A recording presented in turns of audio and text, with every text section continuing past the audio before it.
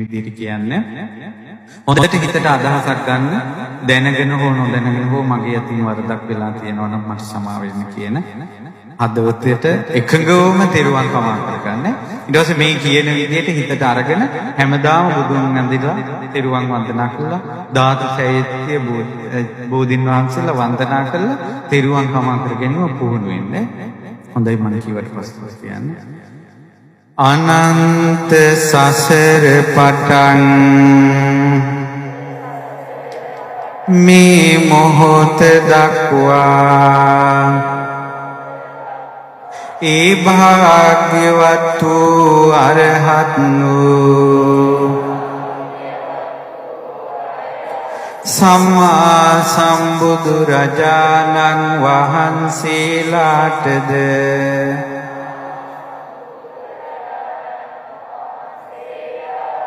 පසේ බුදුරජාණන් වහන්සේලාටද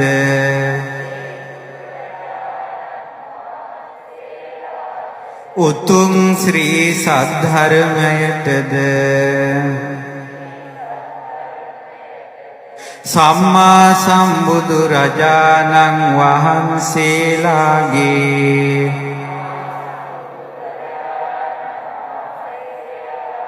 අග්‍රශ්‍රාවක මහා ශ්‍රාවකයන් වහන්සේලාටද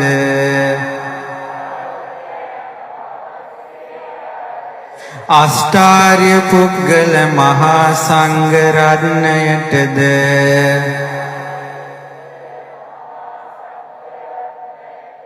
ආචාර්ය උපාධ්‍යායන් වහන්සේලාටද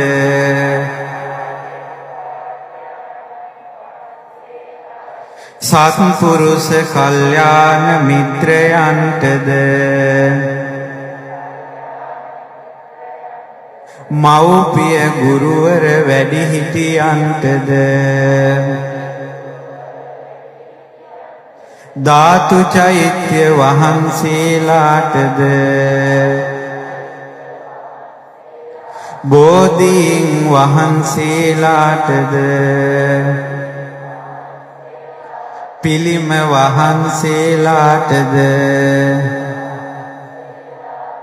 මාගේ සිත කය වචන යනති දොරින් දැනුවත්ව හෝ නොදැනුවත්ව හෝ යම් වරදන් සිදුවී ඇත්නම් බුද්ධ රත්නයෙන් මට සමාව ලැබේවා ධර්ම රත්නයෙන් මට සමාව ලැබේවා සංඝ රත්නයෙන් මට සමාව ලැබේවා දෙවනුවද සමාව ලැබේවා තෙවනුවද සමාව ලැබේවා සාදු සාදු සාදු. පින්වතුනි මේ විදිහට තෙරුවන් කමා කරගන්න එක පුරුදු කරගන්න. මේ තෙරුවන් කමා කරගෙන කියන එක සුළු දෙයක් කියලා හිතන්න එපා.